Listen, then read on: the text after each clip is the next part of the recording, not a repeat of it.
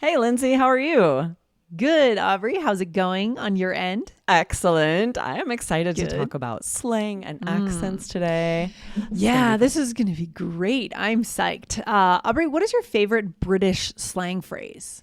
I think gobsmacked. I That's a good wish one. we said it more in the States. I would love, I'm going to start saying it more to see if it You should. catches on because I think it's such a fun way to say you're like shocked or surprised. I was I know. gobsmacked. It's a really good one. It's I so do. I fun. also wish that was in our everyday speech. So you start the trend, Aubrey. I mean, I'm going language to. trends happen. So, Exactly, right? I got to convince my kids and their teenage friends to say it.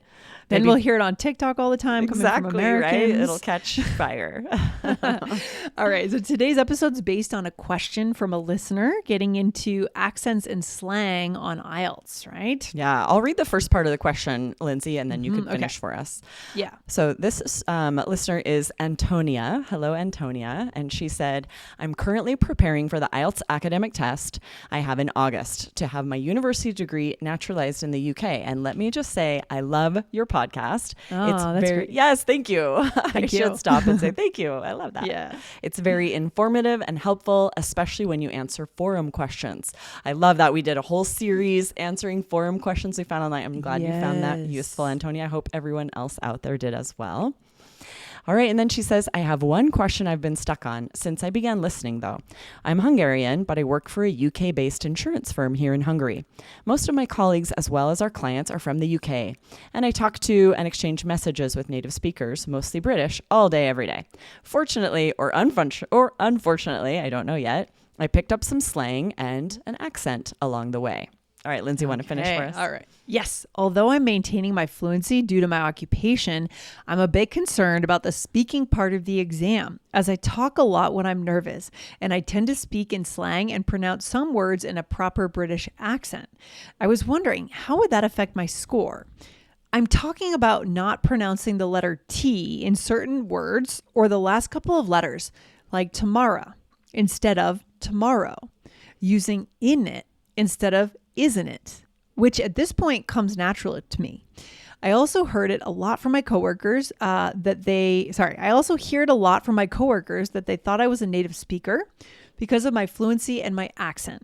Is it something that I should be working on and avoid, or is this something that's within the threshold of being okay? I would love to hear your thoughts on this in your reply or on the podcast. Kind regards, Antonia. Such a great question. Yes. So interesting. And I know that a lot of you out there have the same question because I've heard it from other listeners. I've heard it from other students where you are maybe learning English with a British teacher, or you are living in Australia or New Zealand and you recognize that you have slang and the accent from that country. But what if your examiner is from the States and isn't familiar Yes. with that slang, right? Really I can totally interesting. understand you worrying, like, can I use this slang Yeah. and this accent? It's a great question.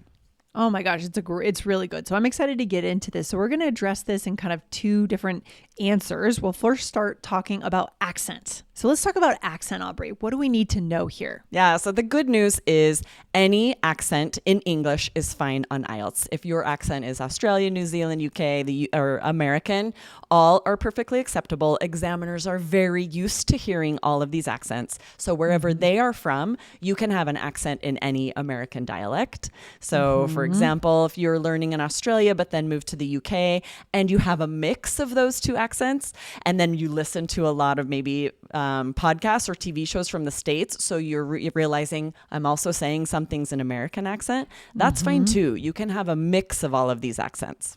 Yes, a mix is good. And I do know people that do have an interesting mix of accents. Yeah, and I love it. It is valid. It's so fun. Yeah, I love it too. It's For sure. It's really fun. And Antonia let's talk gave about- some specifics, right? So the T missing like in Yes. the middle of words is a really good example. This is a glottal stop in many accents or regional dialects, but then in other accents, it will be pronounced. So a good example is mountain.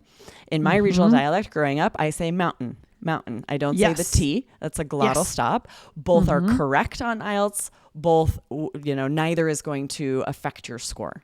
Right. I don't know how they say it in British English, mountain. Do Well, they it depends pronounce on where the you're from. In London, Right. there are a lot of glottal stops, and we're not Okay. hearing those T's. But then in other British accents around the UK, you will hear the T.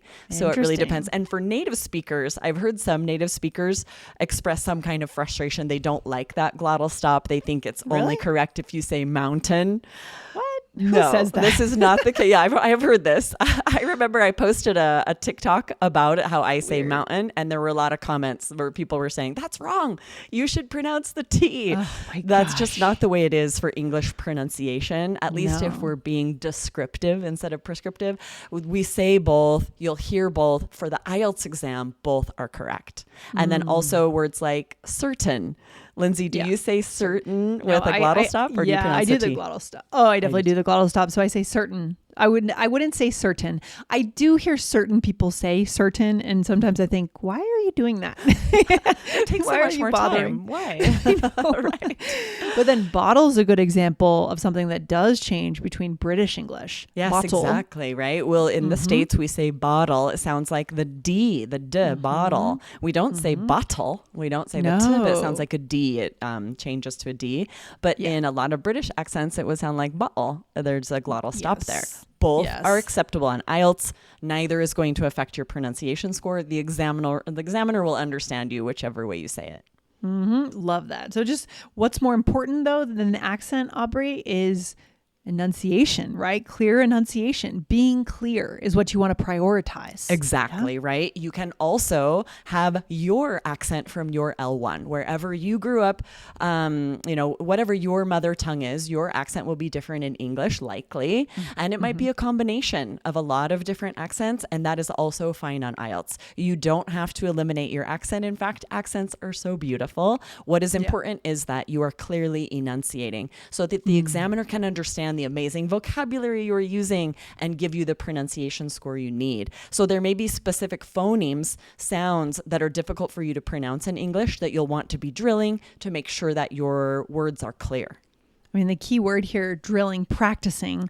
That's why it's so important to know the strategies for IELTS, but then practice the strategies over and over and over again. right? Exactly. And for this, it really helps to get feedback because if you're speaking with either another IELTS student, another language learner, or a native speaker, if there are words that they don't understand, then that could be the same for the examiner, right? So then you can, if they let you know, like, okay, I wasn't sure what you said, this part, then you can analyze which were the phonemes, which are these individual sounds that I'm not pronouncing clearly enough that are making my words difficult to understand.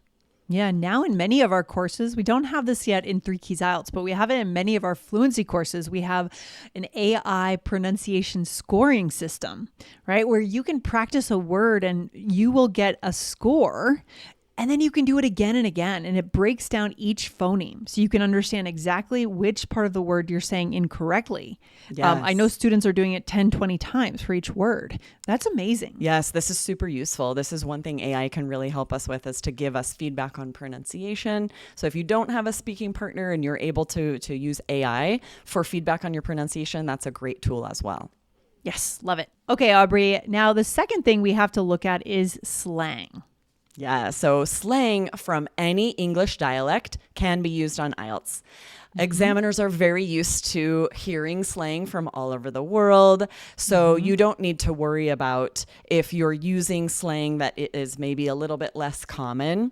They're going to be familiar with it, so don't worry about it. Slang from the UK or from the States, everything is acceptable. The only exception is if there's brand new slang that's super trendy, not everybody knows it yet, there's also a chance the examiner doesn't know it yet either. So if you use it, it wouldn't hurt to just then explain quickly. You can just use a couple of words to say, oh, that's this word I heard recently that means this.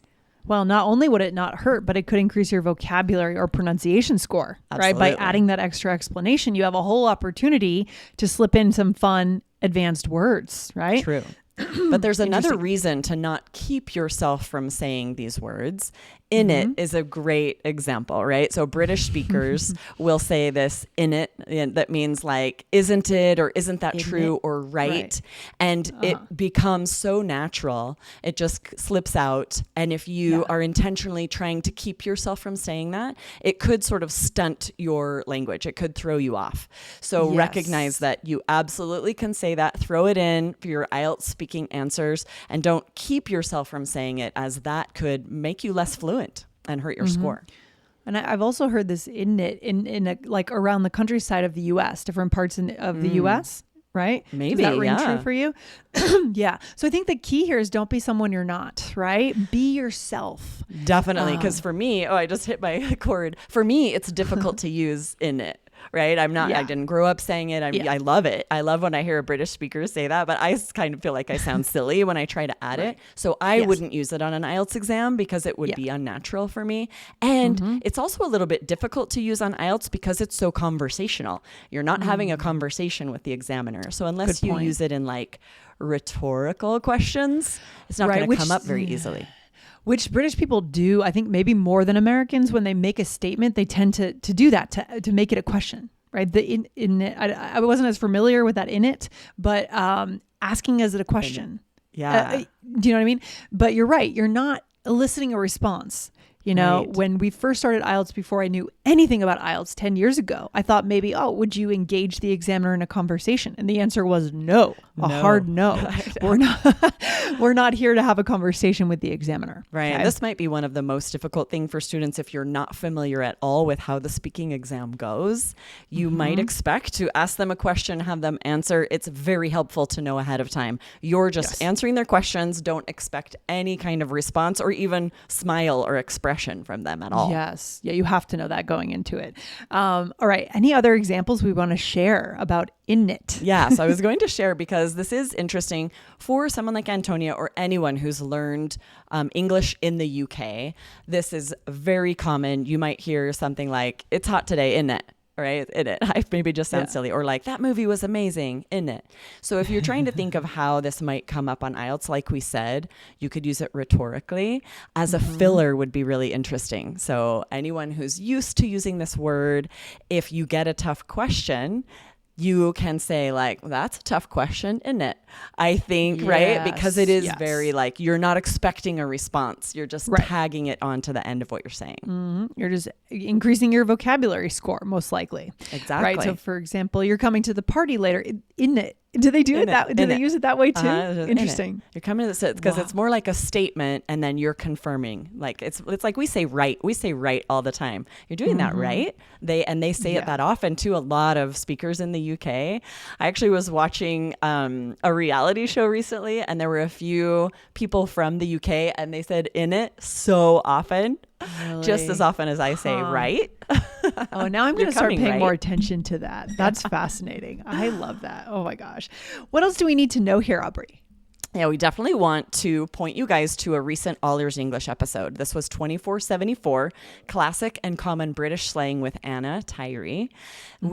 She taught some new trendy British slang that is perfect for IELTS. So we want to make sure you don't miss that episode. What were some of the phrases she taught, Lindsay? She taught some really good stuff like faff about, a bit naff, and gobsmacked, which is what we talked about at the top of the show. So if you really want to hear from a true expert, definitely listen to Anna's episode. And all of that is perfect slang for IELTS. Not only should you not keep yourself from using slang you're used to, it will boost your scores. The examiner is looking for you to use a variety of vocabulary. That means some slang, idioms, phrasal verbs, as well as, less common, more polished sounding words, those impressive words. You need a variety. Good stuff. Anything else we need for our takeaway for our listeners today? I mean, this is it. I mean, don't be someone you're not, right? Right. Exactly. The same. We've talked about hand gestures. If you need hand gestures to speak, absolutely use them during the speaking exam. If they're slang and just sort of small things that are a part of your speech patterns, repertoire, habits, don't stop yourself, right? Use them on IELTS.